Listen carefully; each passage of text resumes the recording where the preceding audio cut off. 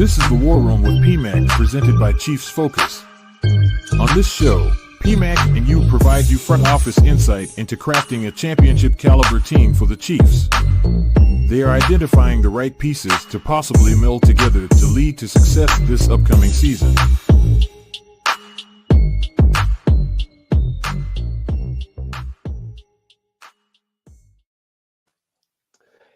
Yo, welcome Chiefs Kingdom to another special edition episode of the War Room with PMAC presented by Chiefs Focus.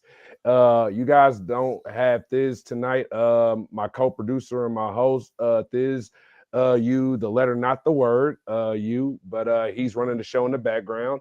So tonight, as you guys see on the other side of the screen, I have a legend in the building.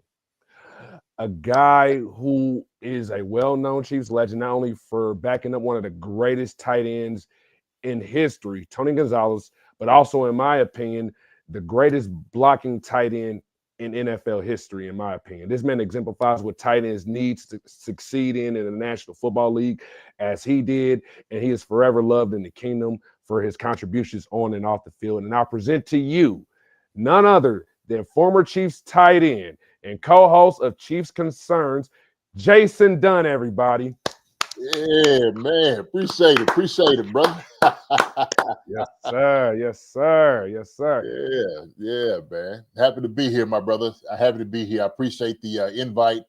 Get me out here on the show to come talk some ball and whatnot. And I told you, I've been wanting to come over here and come do this. We've been trying to link up for quite some time.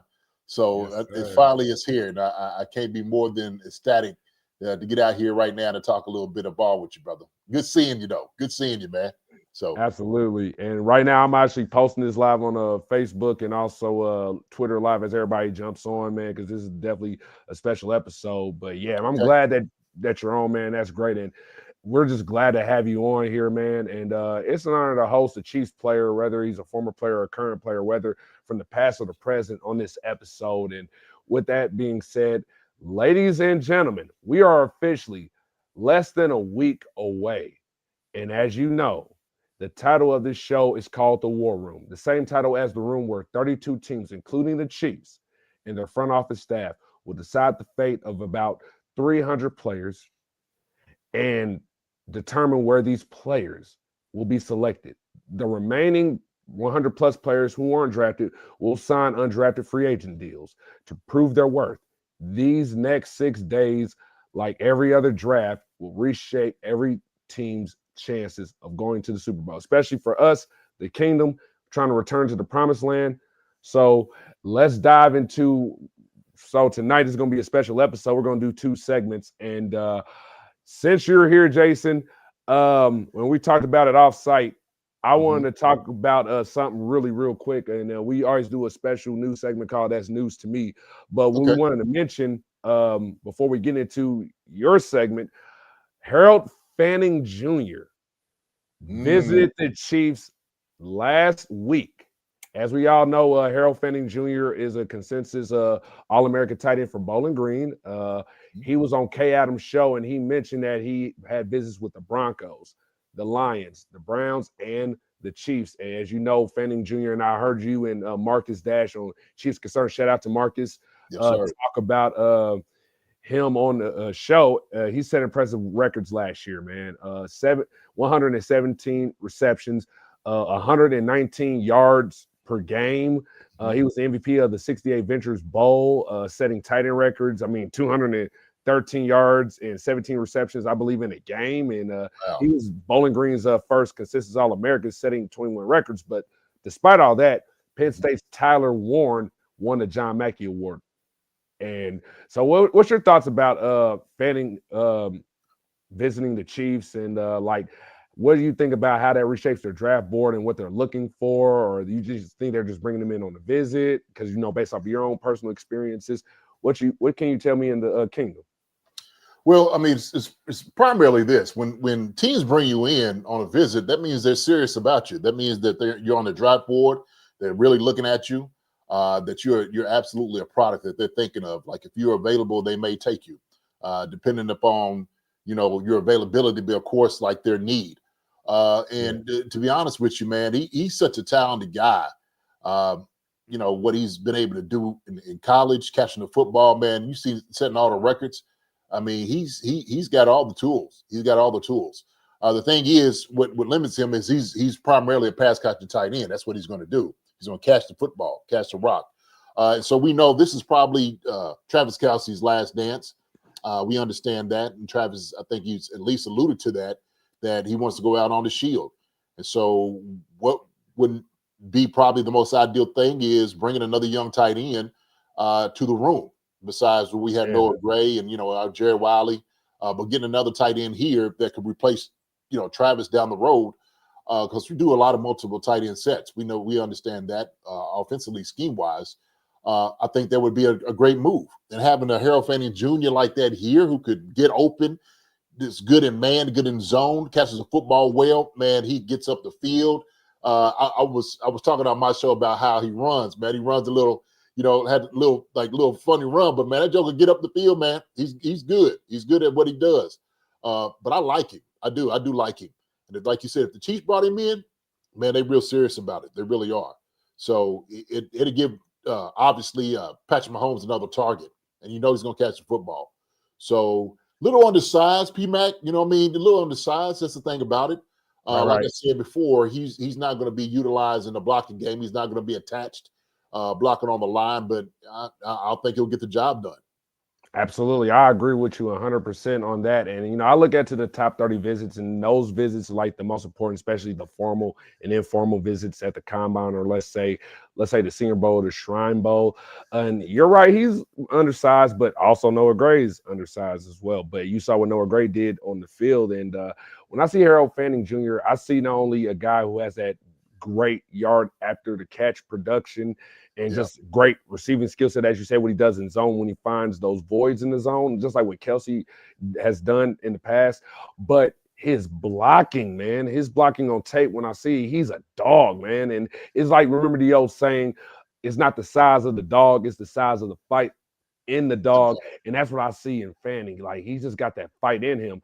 And, this is why I bring him up on this, because last year, me and Thiz were talking about the possibility of the Chiefs moving up trying to get Brock Bowers. And, the previous season before that, it was Dalton Kincaid. Yeah. But now, if you're talking about someone to be the ultimate successor to Kelce and to keep the tradition of those excellent tight ends that made their presence felt among the sea of red, like Tony G and, Jonathan Hayes, yourself, Keith Cash, and, Fred, our bananas, then Fanning is that guy. And you're right, man. And, he isn't a fit for every offense. Still, he's a Pro Bowl caliber talent as a blocker and receiver, and he can line up in multiple spots for any offense, making him a chess piece for the Chiefs, and they can use him immediately in numerous personnel packages. Oh, yeah. And I think that's the good thing about it, because that's what Andy's like doing. He likes using multiple tight end sets, moving you around, and he can move you to the outside, slot, inside, in the backfield. Harold Fanning Jr., man, he can line up anywhere and go do it. But what I haven't seen, and you're talking to this, is I haven't really seen anything of him blocking. Because I haven't really did a deep dive of him doing that. I watched, how they do all the highlights on YouTube, and I've checked on some other things. But that's pretty much primarily what I've seen is him catching the football. And so obviously when you start hearing some of these reports come out, from some of these, experts and whatnot, they say, well, he's not going to go ahead and give you too much in the blocking game. But man, I love to see some film of him blocking, so I can be a little bit more, as far as a deep dive into exactly who this player is. But if it's just like you said, if it's the heir apparent to Travis Kelce catching the football, right? Because that's what we're looking for. We're looking for the production. If Travis Kelce leaves, who's going to come in and get the 90 catches a year? Who's going to do that? Yes. Right? Yes. So yes. That's what you're trying to do. You're trying to replace production somewhat. And we understand, look, you're not going to be able to replace Travis Kelce with another guy like that. You hit those guys once in a lifetime, every blue moon. Chiefs have to have the two greatest tight ends, Tony Gonzalez and Travis Kelce, to play the game.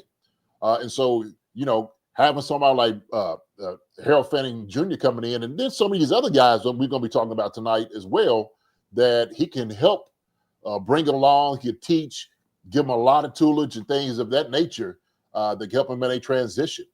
But I think, man, when you start talking about some of the guys that, we'll start talking about tonight, I think Harold Fanning Jr. definitely deserves a look to see who, being here, in our offense. Absolutely, 100%. I agree with you there, sir.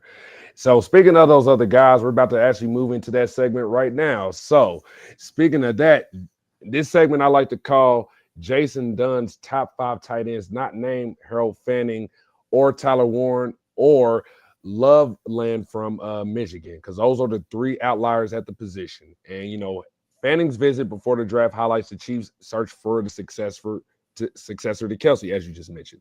Yeah. While Mahomes has, the speedy targets like Worthy, Brown, Rice, and you got Kelsey, despite his aging, he's still effective at getting open and, catching passes in traffic. He remains, one of Mahomes' favorite targets and, top tight end, but he'll be 36 in 2025 this upcoming year.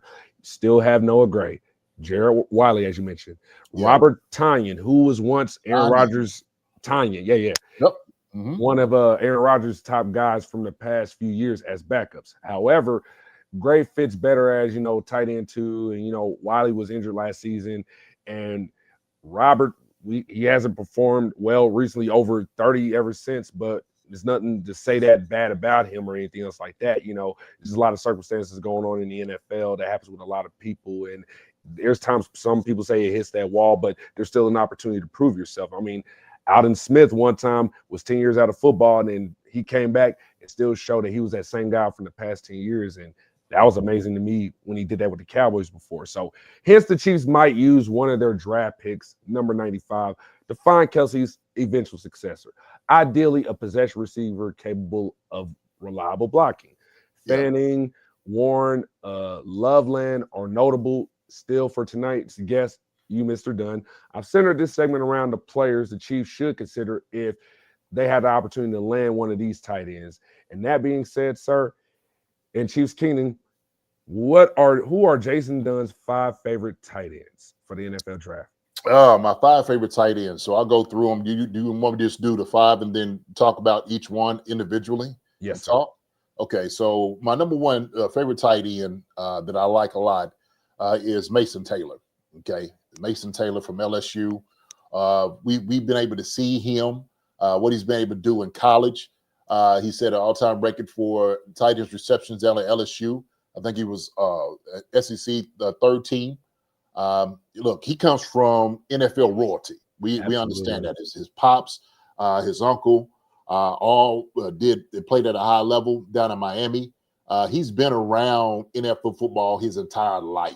Okay, he's been born into the legacy of playing football, and so he understands what it's all about. If anybody is, like I would say, like game ready, NFL ready, that has all the tools and also too all the resources, Mason Taylor would be that guy. So just talking about that, let's go talk about some of the things that he's able to do out on the field. Okay. Mason Taylor, man, is a guy that has a lot of ability. He's got some good speed. He's got good size. He loves to block. That's one thing I love about him. He can run open in man and zone. That's a good thing about it. He can body people up. He can catch the ball outside of his frame. He's able to get into the into his route running pretty easy. Comes out of the break pretty seamless. Very athletic. He's a very athletic tight end. Oh yeah. I think, man, he would be a great fit for things that we do, because now all of a sudden, PMAC, not only do you get a guy who can catch the football, but also a guy that can block, so he can do all the things being attached or in the slot. He could go against man, and that means he can man up against a linebacker or a safety, even a corner, and win. Okay, and that's those things that we want to be able to see.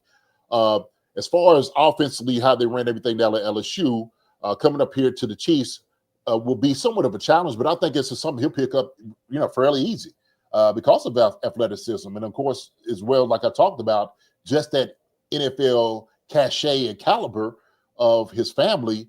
He'll be all right. He'll fit right in. So I like him a whole lot. So he's one of my guys that I like a whole lot, man. That's good to know, man. And speaking of Taylor, I know about the NFL genes and the royalty and everything like that. before the show happened just about 30 minutes ago, I just actually heard that he's getting first round talks right now as we speak. And it's like, wow, okay. As you're speaking about what you just said about him, I think that's one of the reasons why that they're giving him a first round grade. So that means he possibly could be picked in the second or even third round. And that's the thing, man. Standout feature is his athleticism, like you mentioned, just impressive agility at 6'5", 250, very good 50-50 contested ball catcher. Very good vertical threat that Wiley and Gray might lack, while with one drop all last season, probably the best hands of any tight end in this draft class. And that's what I do love about him. And just needs to improve, his inline blocking. And that's workable, especially when we work with Tom Melvin. You got Kelsey, you got Gray and Wiley. So it's just great to work with those guys. And then you also got Creed Humphrey and Trey Smith, especially guys who can teach you how to bulldoze. And I just think his ability to create mismatches from the slot would help maintain the dynamic nature of this offense, his size, athleticism, and playmaking skills. Like you said, will make him a strong fit for the Chiefs, and I agree. And he's a solid candidate to carry on Kelsey's legacy. Yeah, absolutely agree, 1,000%, 1,000%. Yeah. So who's your next guy? So my next guy, going into the next guy, okay, guy that is I think is one of the more athletic tight ends in this draft. He didn't really have a whole lot of receptions, and I think that's part of maybe one of the things to knock on him. But he is such a weapon. He was playing down there in Miami, and that's Elijah Arroyo. Okay, 6'5", 250 pounds. I mean, you talk about him. I mean, he's a strong kid. When he runs routes, you could tell his athleticism. He could get in and out of the breaks. I'm talking about low in the hips, quick out the break. And the thing is, what you want to be able to see from a guy like that, you want to be able to see him make plays contested one-on-one. And he's shown all of that. He's shown to run past corners, safeties, linebackers, and he makes it all look easy.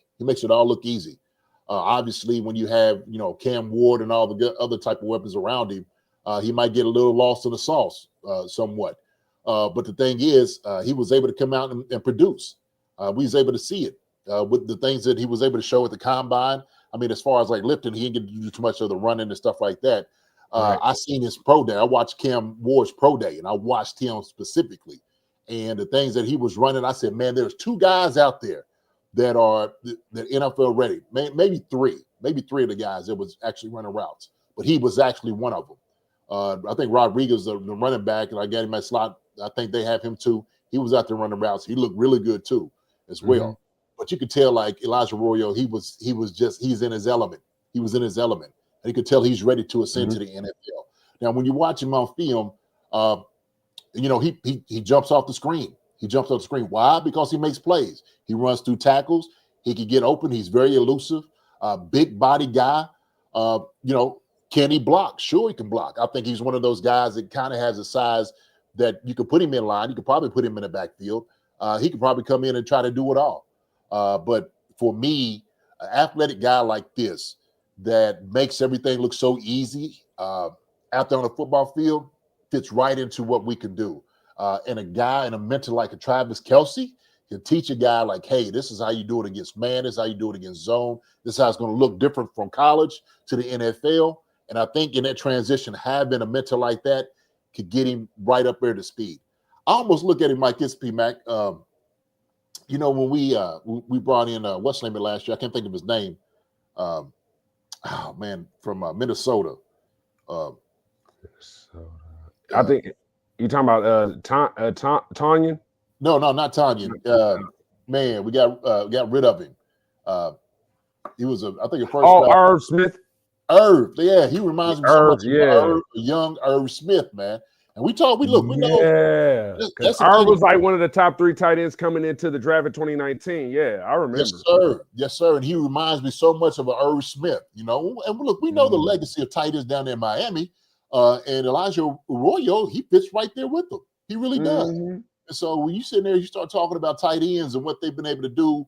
I know they say I was tight end you, but look, Miami's right there, right beside them. I think as far as the guys that they put into the league. But Elijah Arroyo, man, is a very athletic tight end, very guy that could come in and do it all. So he would be a great fit for the Chiefs.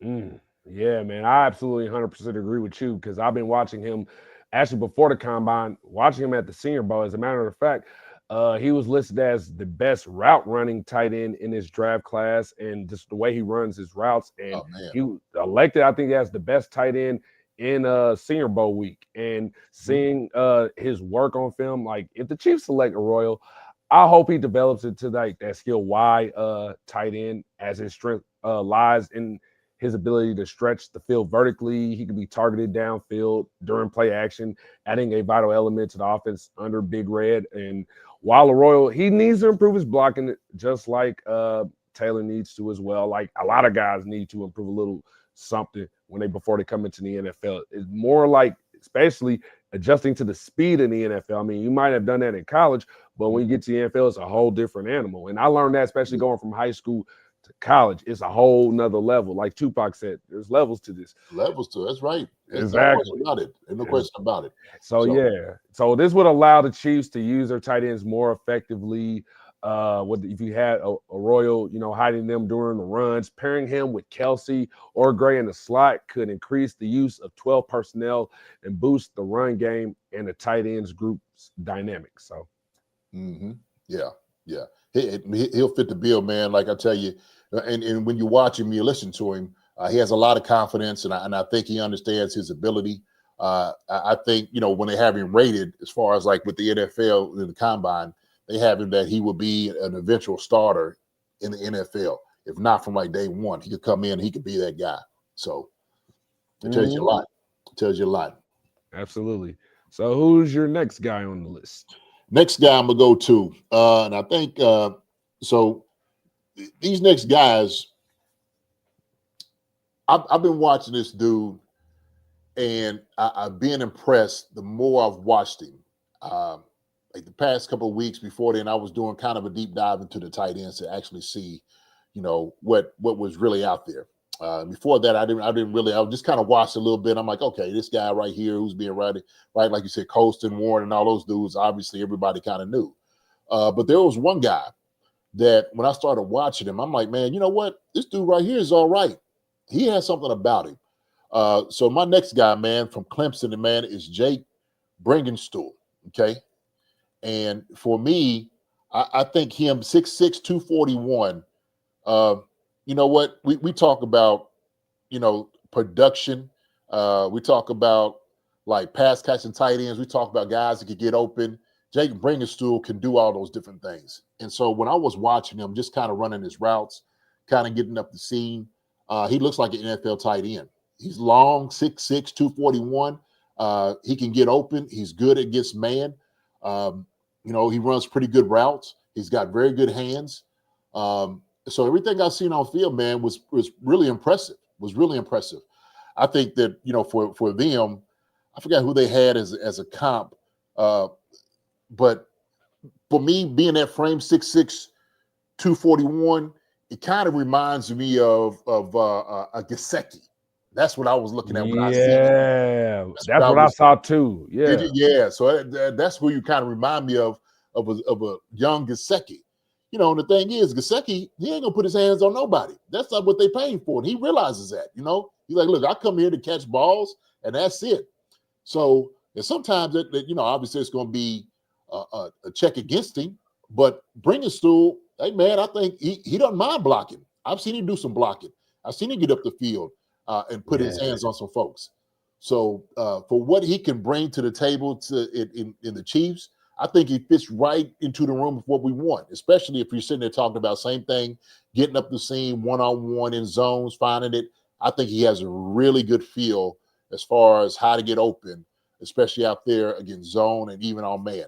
Not the fastest of guys, but neither was Travis Kelce, right? We can start talking about guys who may not necessarily be the fastest, but he's crafty. That's what I love about him, because when he runs these routes, he's a really crafty runner and a crafty receiver. So Jake Bringenstool is one guy, man, I like a lot, man. I like him a lot. Yeah, man. I've seen his film, especially when you brought him up to me. I went straight looking at the tape, and that's what I saw. I saw a guy who's versatile. He lines up everywhere, showcasing the quickness off the line, the scrimmage, sharp route running, large catch radius. While he's significant, a big play threat. He's like you mentioned, 241 to stand for a tight end, and has been used more as a wide receiver than a blocker. Just like what you said, like with Jazeski, like that's what he's been brought in to do, just catch balls, not get his hands dirty, And when you look at Jody Fortson in a similar way too, like that's kind of like when I look at bringing Stool as well, he can struggle with balance and lacks that quickness, like you mentioned. But like you mentioned, Kelsey wasn't the fastest, and he must develop a broader skill set and increase his strength for success. But he'll get there. And it kind of like Harrison Bryant, when he first played with the Browns, he was rookie team tight end. That's what I see when I look at bringing Stool. And he could be a valuable mid-round pick for the Chiefs, bringing experience from a high-volume offense, like coming from Clemson, Dabo Swinney's offense, and the potential to be that red zone threat early in his career. Having bringing Stool with Wiley and Gray, I like that package there. Yeah, man. So I think, and you made a good point there, is we start working down a little bit into like the draft as far as like where you can get these guys. Okay, obviously Mason Taylor, Elijah Arroyo is going to be higher picks. You probably get them like first, second round, probably second round, maybe even early third. But for me, I don't really see those two guys getting past that. But a guy like Jake Bringenstool possibly can. You probably get him right about fourth or fifth round. So obviously the Chiefs have their priorities about guys that they want. But I think he could be a good guy that we could fit into what we want to do with the Chiefs offensively. That's good. Yeah. And we got two more guys after that. And so what's that? So who's your next guy, the fourth guy? So my next guy, man, he's another one I was just watching. And I was really excited because of his attitude. Matt Rule is out there in Nebraska, and he talked highly about him. Okay, and when I'm sitting there, I'm watching, and I know Matt Rule knows football, and he's in love with a guy. He knows what he's talking about. And our next guy we have is Thomas Fadone. Okay, 6'5", 243 is what they had him listed at the combine. I think he's a little bit bigger. I think he'll probably play around maybe 247, maybe 250. What I've seen is he's got a lot of passion. He's a hard-nosed kid that loves to play football. He don't mind running over you. He's got some athletic ability to run around you. He runs good routes. He had a knee injury, and that's what kind of slowed him down. So teams will look at that as like, okay, did knee injury, because he wears a brace on his left knee. Is that something that's going to slow him down further? Is this something that's going to be a problem later on in his career? This is something they have to think about. And you mentioned Tanya, and that's what kind of happened with Tanya. Tanya was a great, tight end, still a great tight end, but knee injuries, and that's unfortunate. If you're fortunate enough to get through the NFL without injuries, blessings to you. That's a blessing, believe me. So Thomas Fadone, he's a guy, man, that can come in, runs great routes, doesn't mind any body guys up. Like I said, still maybe not the fastest guy. Didn't really have a lot of production. But what I did see when I looked at his measurements, when he had a 35.5 inch vertical, he had a 10.6 vertical. He ran a 4.7 a 40-yard dash, 4.29 a 20-yard shuttle. That shows me explosion, and he plays like it. You can see it on film all day when he's playing. He jumps off the screen to you. He really does. And the one thing he likes, P-Mac, more than anything else, the man loves to block. He loves to block. That's what he said. He said, man, I love blocking. I love Put him in the dirt. Yes, sir. Yes, sir. He's like, I love that T.I. song. Hurt. Yes. Put him in the dirt. We used to play that in our football locker room at Washington High School. Shout out to you guys at Washington High School, USD 500, Kansas City, Kansas. Yeah. Yes, sir. Class of 2010. Okay. So yeah. But Fadone, yeah, I like his tape too as well, playing at Nebraska. And he's impressive at 6'5", 243, as you mentioned. Saw he had 42 targets last season, caught 31 passes, only had one drop, just like Mason Taylor, man, showing that potential as a reliable target. as one of the draft's top blocking tight ends. Like you mentioned, man, he just excels in pass protection and run blocking, effectively setting the edge, and that's what you want out of your tight ends. And he runs good routes like a receiver. He can stretch the defense, and he does a good job utilizing his speed at 4.7 flat. And that was the second 40 time. While he may not be a future starter in like first year or two, but he brings value as a third option, and he brings music to Uncle Dave's ears for special teams. So yes, sir. Yes, sir. And he's one of those guys you love to have on a team, right? He's one of those that, we need somebody like Chanel, like Leon Chanel. I got you, coach. What you need? I got it, coach. It's somebody you got to tell him, get out. Hey, Fadone, get out of here. We got somebody else getting here besides Fadone. Somebody else take it. We know Fadone gonna get it. You take it, right? Exactly. So, I love guys like that. He's a real football dude, man. And so, like I said, and Matt Rule sitting over talking about him, I'm like, yeah, I know he knows what he's talking about. He sees it in him. So he'd be a great addition to the Chiefs, man. And later down the line as far as the draft for us. So that's good. That's good, man. So and there's one more guy. One more guy. So is another guy. Okay. Comes out of Syracuse, 6'5", 243. Another guy that's come from NFL stock. His pops played, I think, down there with the Dolphins. Rondé Gatson the second. He's a guy that played primarily slot, but when you watch him,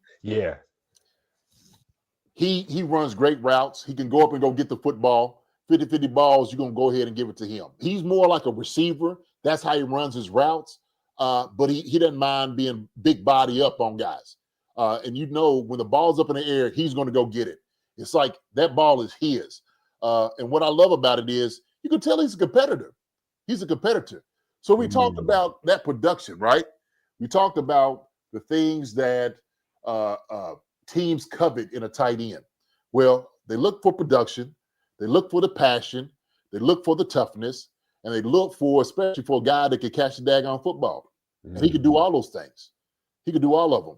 And so he's another one that has some of that pedigree of playing in the NFL. He's been around it his whole life. His pops has been it. He's taught him about it, like what the NFL is all about. And so when you watch him out there playing, he enjoys it. He enjoys beating people up and competing against them. He loves winning. He loves winning. I'm not saying all the other guys don't, but when I sit there and I watch him playing up in Syracuse, he's like, oh, yeah. He said, yeah, this right here is what I need to be. I think, if I'm not mistaken, out of all the tight ends, all the years, I think he's the only one that graded out at 80% on up on PFF his entire years of playing. I think he's the only one. And a lot of it is because of his production and things he was able to do up at Syracuse. But, I mean, the guy, like I said, 6'5", 243, 10-inch hands, 34-inch vertical, 9'6" on a broad jump. So he's got some leaping ability. He can go up and go get it if you need to. If you need to go ahead and climb the ladder, get on the elevator, he's your man. He's your guy that's going to be able to do it. And he's a guy that you can get later on in the later rounds if you want to. We don't quite know where he's going to fit in because he's got that body type. He's kind of another one of those, P-Mac, that he plays slot. Is he going to make a lot of blocks? But I know he said he's willing to block if he needs to. Man, that's the type of guys I like to see out there on the field, especially in the Chiefs uniform, man. Yeah, I got, like you mentioned, that has that impressive athleticism. That allows him to, manipulate his body to create separation on various routes effectively. He's not limited to traditional post-up plays. He shows his agility in getting open in space and just on breaking routes and very good footwork. And he's fast enough to, evade defenders, similar to what Travis does. Like seeing Travis in week 1 go up against Brandon Stevens, the cornerback for the Ravens, even at 35, it was like playing like basketball, having a basketball in his hand. He just crossed dude. And I was like, oh my gosh, 35, you still crossing dudes, man? Yeah. But yeah, like the statistics reveal that Gatson, recorded 73 catches last season, including in the postseason. He only dropped 3 catchable passes. that's good too. And like his numbers speaks for himself. And highly regarded as a pure wide receiver, really. But so is Jody Fortson, another name we're gonna keep throwing around because that athleticism, versatility is what we covet on this team. That's right. And Andy Reid's been coveted since he first came here in 2013. And even the Chiefs have had a tradition of coveting versatility for years. I mean, yeah. So Gadsden has also developed the toughness needed to secure, difficult catches over the middle while retaining the athleticism to catch passes away from his frame. That's one of the things that you want from your pass catcher, whether it's a tight end, receiver, or even a running back. So if we draft him, he has the potential to become a formidable tight end in years to come. Absolutely. So some of these guys, all the guys I mentioned, depending on where you can be able to pick them up, what is the priority? That, like we said before, P-Mac, Travis Kelce has said this is going to be his last hurrah. He wants to go out with a bang, with a shield, but he also said and expressed that he would be willing to teach a young guy that comes in all the tricks of the trade. That's what he's here to do. And so he wants to pass off that knowledge, not just to him, but also to Noah Gray, because Noah Gray can handle it. We see Noah Gray being able to handle it. He's been a solid guy, always, Johnny on the spot for us. Jared Wiley coming out here, coming off the knee injury. We're going to see what he's going to be able to do. And having another young guy that you could come in, maybe getting into the room, is going to help us out tremendously, especially with all the other weapons that we got around us as well. So I think, man, this is a good group of guys. I love this group of guys, man, and I thank you for sharing them with me, man. So, and with that being said, and ladies and gentlemen, before we move on to our final segment of the night of this special episode, let's go back over those 5 tight ends and Thiz, put them on display. Remember those faces and those names. Yes, sir.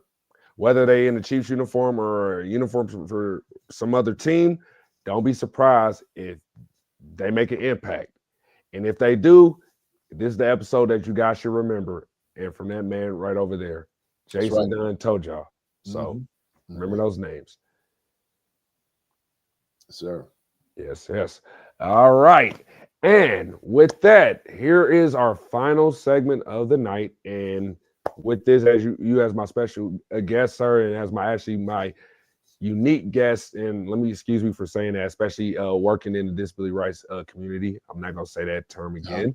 So this is a great episode here because this is my final mock draft of the season. Okay.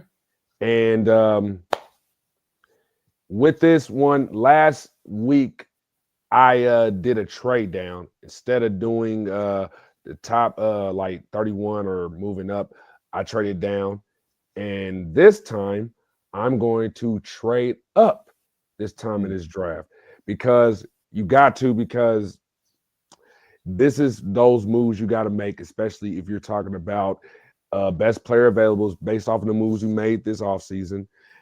And if we're serious about going back and not just going back to the Super Bowl, because it's hard enough to going to a Super Bowl, but we're seriously talking about three-peating and getting back to the status of Michael Jordan and Kobe Bryant three-peating. Yes, sir. It starts with this draft right here. Right. And let's start off with my first pick. And I will say between number 18 through pick 23, 25, as we've been talking about, we heard about the Vikings, the Rams, and the Texans as possible teams to move up for this guy. But I used the Pro Football Focus model because, they're a little bit tougher. It's kind of like college. And I like to be graded like that because it's like being at KU all over again. So with that being said, between pick number 18 and 23, I have the Chiefs selecting and moving up for trading up, let's say, with number 18 with the Seattle Seahawks, trading number 31 and next year's second-round pick for Ohio State's offensive tackle, Josh Simmons. Ooh. Yes, that's right. Yeah. If you remember, as you mentioned, the guys on the Chiefs Concerns episode, I asked Albert Breer one of those questions about the names, and we brought up Josh Simmons. My mouth lit up ear to ear, man, because it was just amazing just to hear Josh Simmons. And a shout out to the guys at Kingdom Cast, Tell the Truth episode, to D-Mac, the CJ, and Deej over there. CJ even said it too. If we're moving up in the draft, it's for an offensive tackle. And I couldn't agree more with him. I know Veach had a lot of positive things to say about new left tackle Jalen Moore, who signed a $30 million contract. He talked about him yesterday during the final pre-draft press conference before this draft. But Moore could be one of those traffic stop signings of free agency for the Chiefs. He's an upgrade over Wanye and Kingsley. Nothing to say bad about them, and might fit better as just a swing tackle, meaning a left tackle becomes a draft must. The team needs a long-term solution in 6'5", 310-pound Josh Simmons out of Ohio State, who seems like a suitable option to move up between 18 to 23 to select him. Despite the durability concerns, this exceptional athlete would fit nicely in the Andy Reid's West Coast offense designed for a balanced passing attack and zone schemes for run blocking designs. And he reminds me a lot of Brandon Albert. Wow. Okay. Well, I'll tell you what, man, that's a great pick. If anybody's been watching us, they know Josh Simmons is the guy I've been on since day one. Matter of fact, you can see it up here on the board. I don't know if you can see it or not. Right there. I see it, left tackle. Yes, sir. Josh Simmons. And I don't know why everybody else is kind of coming late to the party. I said, listen, I know everybody else is talking about Will and, Connolly and stuff like that. I said, Josh Simmons is the most talented tackle in this draft. No question about it. If he hadn't had the knee injury, he'd have been a definitely maybe top 10 pick, without a doubt, for a team to go get him. What he's able to do physically on the field, pass blocking, run blocking, he's a monster. He's a physical specimen. He's a big body. Yes. And when you talk about athleticism with his feet, man, I mean, he's like a ballerina out there. He really is. Yes, for a guy his size. That's why I think he's the complete outlier at the position in this draft class. There's no question about it to get him. That's right. So, yeah. That's right.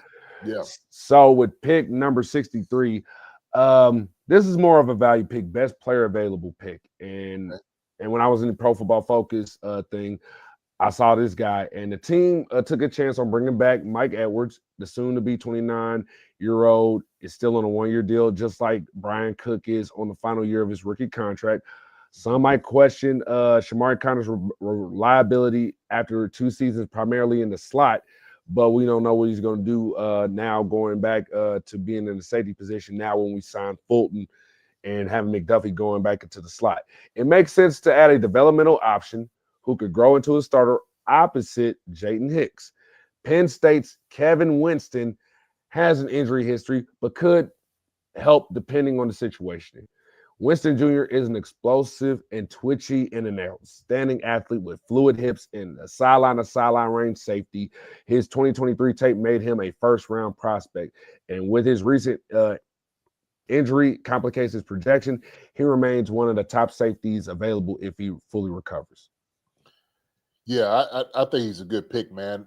He's one of those also, too. When you watch the defense, you're talking about Abdullah on the one side, but you start looking at it, and you start seeing his safety, him coming up and making plays. And so that's why I always see when I'm watching film and I'm watching a particular guy, the guy that comes in, you're like, man, who is that? That's why I'm like, who is this guy? Who's this guy coming over and making plays? And so he's a great pick, P-Mac, because I've had him on a couple of my mocks to kind of get him in. I think safety is one of those positions that is always a good, position to go get. Especially if there's some really good safeties out there this year. And like you said, Cook, Mike Edwards coming, like you said, for the 1 year. We don't quite know what it's going to be, in the future. So getting a young guy here that has range, we lost, Justin Reed, obviously the free agency. Having a young guy come in, and we've seen this kind of re-up with young guys coming in and showing what they can do. I think he'd be a good fit for Spags back there. Absolutely 100% agree with that. That's why I would like him there at that position. And he was great there for the value. And I got an A+ on this pick too. So I was like, hey, I'm not mad at it. And here's another name that was mentioned by Albert Breer when I asked him the second time. And I asked about defensive backs. So with pick number 66, this name in particular was still on the board. And I said, okay, I had to get him. Benjamin Morrison, Notre Dame cornerback. The Chiefs are expected to have a strong rotation featuring McDuffie as the primary outside slot cornerback, supported by Jalen Watson, Joshua Williams, Najee Johnson, newly signed corner Christian Fulton, who kind of reminds me a little bit of the Jack Rabbit Janoris Jenkins. Will also be playing along with the cornerback 2, cornerback 3 positions. He's signed to a 2-year contract, while McDuffie is projected to get a new deal soon. And the other corners are all on 1-year deals, especially with Watson and Williams, who are on the final year of their rookie deals. If available at pick number 66, Notre Dame's Benjamin Morrison, known for being one of the top press corners in this draft class, could be a valuable option. He possesses the ideal height, weight, length for a Spags cornerback. He's a physical player. He thrives at the point of attack, has fluid hips, movements, gliding effortlessly in all directions without unnecessary steps. His jam technique at the line of scrimmage can disrupt opponents' plays and everything else like that. As long as he can stay healthy, he'll be a great addition for the nickel and dime defensive packages. Yeah. Another solid pick. I picked him up quite a few times in my mock, just kind of watching his film. He's a solid corner. He looks like he's one of those that's very patient, can play it all. Very headsy, very high IQ out there on the football field. Very patient in the things that he does. I didn't like some of the things people say that he can't do. Obviously they say that some of the corners can't really tackle this. I doubt. Look, the tape I've seen, he's been able to come up and make plays. He doesn't mind throwing his head in there and making a tackle. Also, too, they were saying he gives up space. Well, I'm just like, well, shoot, playing corner, what you want a guy to do is play into somebody's hip. And so if he puts himself in a position to knock a ball down, that's what you want. That's what you want. And he has good makeup speed that he can open up his hips. He can run with anybody. That's another thing you want too, that, you make sure nobody's going to outrun you deep. You want somebody to be able to compete. He does a great job of that, man. So he's another good pick. I like him a lot. I really do. I like him a lot. Yeah. Thank you. And right here now, so at these picks right here, this is where we, let's say, Travion Henderson, or let's say at pick 63, because on the last show when I traded down, I was able to afford Quinshawn Junkins, and I was thinking, man, that would be great if we landed him. And with this next pick, yes, it's a running back, and Thiz might know who I'm talking about. But anyway, I was just gonna mention on this pick before I mention the pick number 95. This is where I would say I would go get Harold Fanning Jr. This is where the Chiefs want to land him, especially at 95. The tradition, 3rd round tight ends, him and Kelsey. This is where you're saying I'm putting much value in getting him here. But if they don't want to go in that direction, then I actually see them going in the direction of them where I'm going to stick with this pick from last week and the one before when I had D-Mac on, I believe. No. Last week I had Junkins on, but I'm going to stick with my pick that I had when I had D-Mac on, and that's none other than hail to the alma mater. Hail to old KU zone. And I am here in Lawrence, Kansas. Lawrence, Kansas on Devin Neal, running back from the University of Kansas.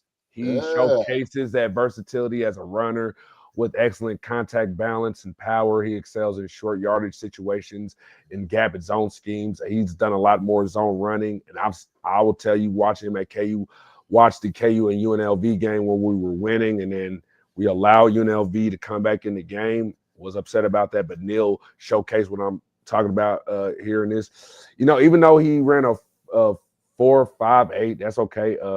The guy that I compare him to ran like a 4.5 40, and is Shady McCoy, and he's a real good check down option in the passing game. He reminds me of Shady McCoy, but with better ball security. He don't have to carry the ball out like that. Devin is no disrespect towards Shady when I say that, but there are times it could be a little like, hey man, come on with that. Yeah, bro. Man, when you protect the ball.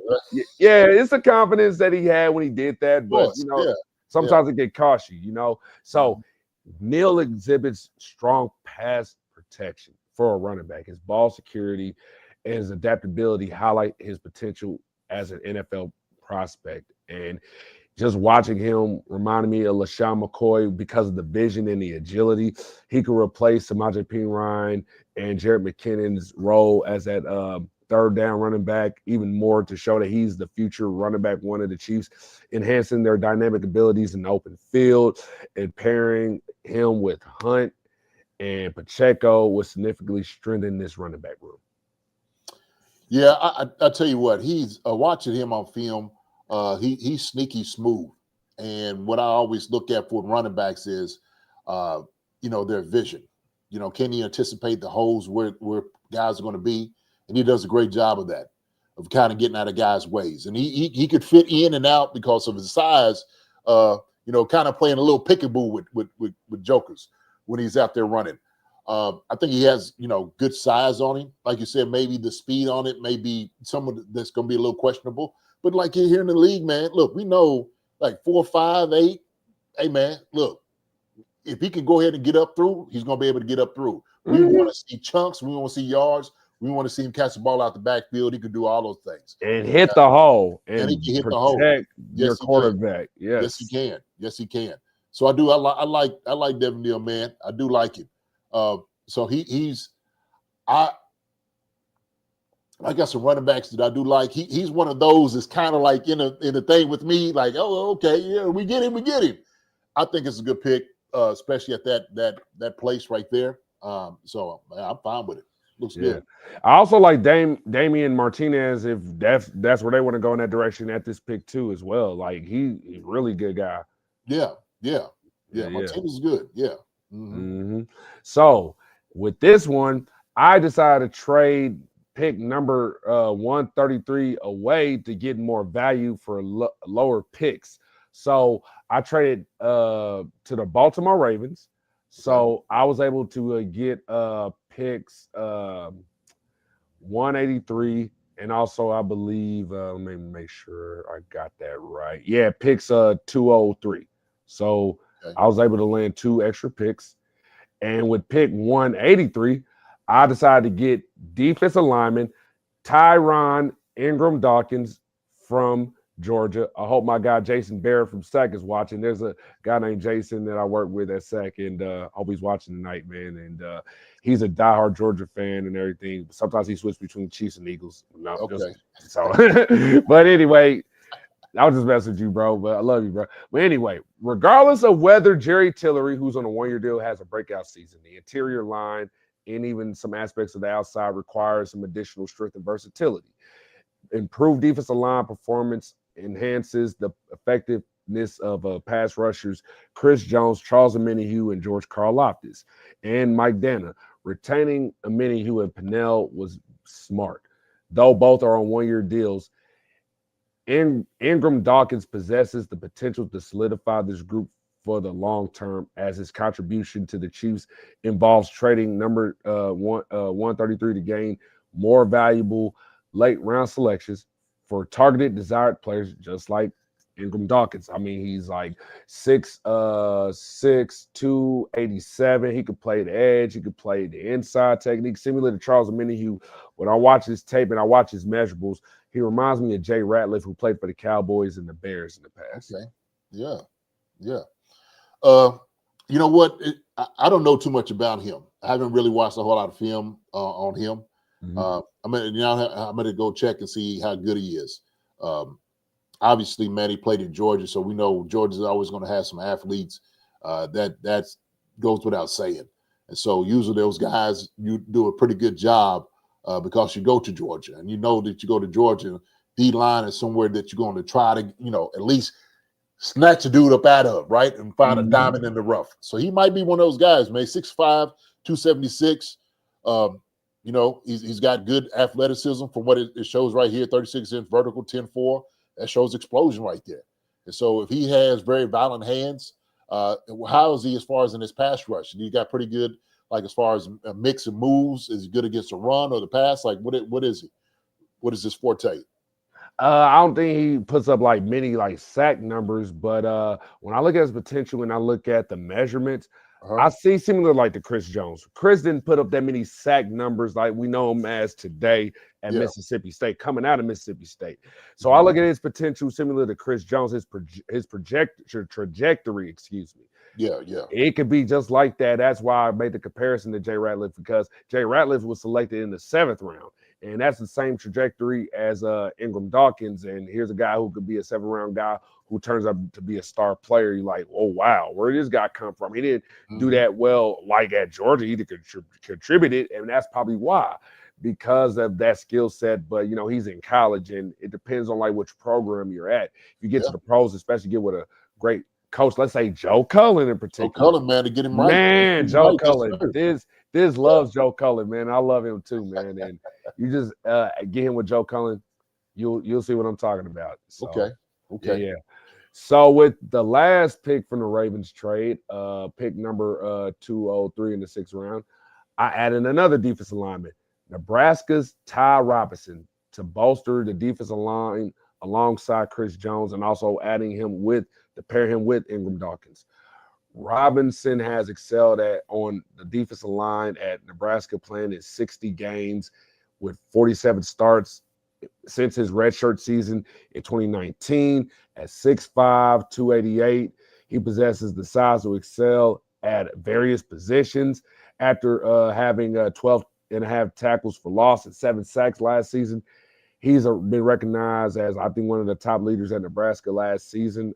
His size and experience could add depth to the rotation, improving adding on top to the run defense and pressure on the quarterbacks. And Robinson would be an exciting asset for Spags and Joe Cullen. Yeah, I think he's a good piece. I watched him, and what I like about it, man, he's a high motor type of guy. He's not going to give up. He's going to give you everything that you want and then some. You know, when you talk about, like you said, production, you said he had 7 sacks last year. Is that what it was? Yeah, man. So that right there is just dynamic in itself. But he's one of those guys that could come into and get into a nice rotational piece on our D line. But I like guys like that. I like guys that have no quit in him, and you know when you come in after you get finished with the game, it's like you don't wrestle a bull. Yeah, like, man, I'm being in a fight today. Daggone. You know, that joker right there is going to give you everything that you're asking for. So I do like him, man. He's a good pickup. I like him as a solid cat. I think any team would be happy to have a guy like this, man. I like him. High motor guy. I like him a lot. Yeah. And I was going to mention this too. So at pick 183 at 203, and if you wanted to do that, let's say bring Stu, or let's say Fadone, or even Gadsden, if those guys are still available within those picks, you could definitely make a move for those guys there too. So, those are other options there too. So 3 more guys, and then we're done here. And with pick number 226, I had to get us a linebacker because, everybody was talking about wanting to bring Willie Gay back. And this need may not be urgent now that Nick Bolton has been extended. However, an often overlooked Leo Snow is entering the final year of his rookie contract, making this aspect important as Spags' defense heavily relies on strong linebacker performance.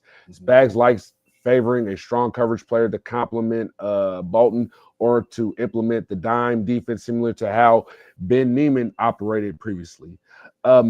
Middle or late round prospects such as Iowa's Jay Higgins would be a perfect fit at number 226. Although Higgins is slightly undersized, he embodies the style of the modern NFL linebacker who excels in coverage and can effectively defend across the field. And he was an All-American over the last 2 seasons at Iowa. I would love to have him on this team. Okay. He's another guy I'm not really familiar with. Haven't really seen a whole lot on the tape for him. I'm going to put his name down and check him out. I'm going to go ahead and write him down right now. See what you see in him. But anything you need, you can't escape having a good linebacker. You need a good linebacker. You need a guy that's going to be able to cover. I'm looking at his height is 6 foot 224. Let's say he's athletic, but if he's able to do everything you ask him to do, when I'm talking about a detailed guy, okay, you don't have to be the fastest, you don't have to be the quickest. You just have to be in the right spot. The technician. That's it. And so if he's able to do that and play his position well, then I'm fine with it. He's another one that you talk about on special teams. So he's one of those guys who's like, hey man, hey, come on in here, go down. He could be a special teams warrior. And so you get along with Cam Jones too. Oh man, oh yeah. I would love to see that. So then with these two guys, these are two Georgia players that we're going to finish off with 251 and 257. And with those two, not only did I draft our starting left tackle, I might have drafted our starting left guard, who also a guy who could be a future swing tackle. Okay. And at 251, I get Xavier Truss from Georgia, offensive tackle and also offensive guard. Jalen Moore and Josh Simmons will stabilize the group by getting offensive tackles, while you also have Kingsley, you also have Wanye, while the team seeks competition for Joe Tooney's absence. The Chiefs draft another Georgia player, Truss, as a guard and tackle. Truss played in all 15 games, starting at 14 at left guard during their national championship campaign in 2022. Ever since then, he's played mostly left tackle at times a little bit, and also the right tackle played this past season. But looking at him and his tape from 2022 made me say, okay, so what if I get our starting left tackle for the future and our starting left guard for the future in this draft, especially in the first and the seventh round? Wouldn't be too bad. Here's a guy who was 6'7", 320 pounds. He would come in to compete with Caliendo, Norzad, and possibly Sua Mataia. But I have to say this, Sua Mataia, and I have to reiterate, is a natural right tackle. But hey. Yeah. Truss, I like him. I think he's somewhat of a project. Kind of watched him. Had people talking about him a little bit. He's great size. I mean, you sitting there, you have a big joker like that that could, take the sunlight away from you when you're walking underneath him. I think, man, he's one of those guys you could have on the team, get him ready, teach him what he needs to do technique-wise, keep him sound, and just keep working on him. And he could eventually become something. But I have seen him like in later rounds that kind of talk about him. But that was the kind of thing. It was like when you talked about like, project wise, I was kind of looking at him like, hey, he's a little raw. He's a little raw out there at tackle. But hey man, shoot, if you get a good guy here, Andy Heck, work with him a little bit. Get him right. Same thing, like you said, get his technique, all those things down. Just keep working and keep working and keep working. He might be able to turn this into a good NFL pro. Oh, man. Him getting Simmons and Truss, those guys, that size 6'5" guy and a 6'7" guy playing left tackle and left guard. Ooh, watch out, NFL. I don't know. Yeah. And then another guy with this size coming out of Georgia, because these guys are athletes, especially even if they go undrafted, these are going to be stars in the league. And with the last pick, and I think this is the Mr. Irrelevant pick for the Chiefs, number 257. I have the Chiefs selecting defensive tackle, nose tackle, Nazir Stackhouse out of Georgia. The Chiefs continue to enhance their depth on the interior defensive line, and that's where Stackhouse would come into play. Started over 59 games over 5 years at Georgia, including 43 in the last 3 seasons. He projects as a run defending specialist at 6'3", 320. Another guy that Pennell could take under his wing. He could play, and I saw that Mike Pennell guest starred on your guys' show the other night. And if you guys haven't checked that out, go check that out. Here's a guy that Mike could take under his wing, and he could play on odd and even fronts, and he should be viewed as a high floor role player who could specifically fill this role for the Chiefs. Yeah, so I think, man, you kind of talking to Mike. A guy that's going to go into his 12th NFL training camp in his 12th year in the league. What he said he loves doing is teaching the young guys, kind of getting those guys ready. Yeah. So a guy like this, and he talked about Fabian Lovett too as well. Like what he was able to show. He liked him a lot. His quickness, his power. A guy like this, man, Stackhouse could potentially come in and give a run for his money. So he's another guy that I haven't really watched too much about. You know what I mean? He wasn't really quite on my radar. I'm going to go in and check him out as well. But he's one, 6'4", 327. I mean, that's good size right there. That's good size. 6'4", 327, man, you got to be plugging something up. If you ain't destroying something at 6'4", 327, man, I don't know what you're doing with yourself. Exactly. So, yeah. So, yeah, he could be a good rotational piece, man. And like I said, coming from Georgia, we know at D-line, man, you always going to have guys. There's going to be guys. And you're going to find somebody diamond in the rough, playing that position. That's for sure. So Absolutely. So with that being said, I just want to say, Mr. Dunn, being in the dungeon, I just want to say, good sir, thank you for coming on to the show. This was such a great episode, man. Before we close this episode, tell the people where they could find you and what you're doing post playing days and all that other good stuff, and where they can find you on social media. Yeah, man. So, I've been co-host with Chief Concerns with Marcus Dash. We had Eric Warfield. Warfield's out playing golf right now. We still talk a lot, during the week anyway. I just talked to him. So it's always good. We bring guys on, guests that, former players. But you could catch us, Chief Concerns. We on YouTube, Apple, Spotify. You want to find us, Twitter. I think you find me JDTD89, something like that. Put in Jason Dunn and you'll be able to bring me up. So other than that, man, we do that. We got Instagram, I think TikTok. I'm not really a TikTok guy as much. I get on some Instagram, but my thing is I guess I get on that X. So that's where you find us more so than anything else. But I appreciate my brother right here, man, P Mac, for bringing me on the show. He's one of the guys that I told P Mac this. If there's somebody I'm gonna listen to, I know he's gonna bring you in some good information. P Mac's gonna be that dude, man. So P Mac, I always tell you, man, I appreciate the things that you've been doing over the years, brother. I just, man, I love it. I love every bit of it, man. You just keep all your stuff going, man. Stay blessed with it all. So we're gonna link up again, man. We gotta get back together for sure. So I told you I'm gonna get out there to Kansas City. So I'll probably be out there, I think June 12th, maybe that weekend. I'm having like a little event that I'm here to do. And so it's going to be a couple of those guys out there. So I'm going to try to get out there, man. And I always try to link up with people when I get out, maybe break bread or something like that, if anybody has a chance and opportunity. So, man, with that being said, man, like I said before, I appreciate it, man. Give me a chance to come over here and be on your show. Yeah. Thank you. So I appreciate it, man. I appreciate you saying that, man. And I'm glad to have you. And I'm definitely need to link up, especially outside of this, and definitely want to bring you back, man. And I thank you for your insight. And man, you guys were the inspiration, especially what you guys did, especially the 2003 team, man. You guys exemplify what it means to really be a team, and win or lose, man. That's what teamwork was about, man. Everybody did their part. And even watching what you did that year too and beyond, you contributed, and that's all that mattered.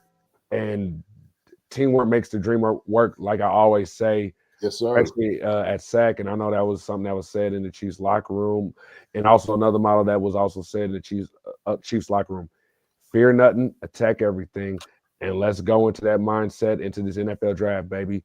And like I said, we need to be out for blood, just like how the Eagles was at us over the last 2 years, and we need to be like that right now. So thank you, Mr. Dunn, for coming on. Shout out to my guy Thiz, who rang that bell in the back. Yes, sir. And until next time, Chiefs Kingdom, check out Chiefs Concerns. Shout out to my guy Marcus Dash, part of Chiefs Concerns. Yes, sir. And Jason Dunn, as you guys heard, follow him on Twitter. Just type in the name. This is P Mac, and to my co-host, my producer, Thiz, the letter, not the word. Appreciate you, Thiz. Yes. And my guy JP, Caleb, and everybody at Chiefs Focus. We are out. Peace out.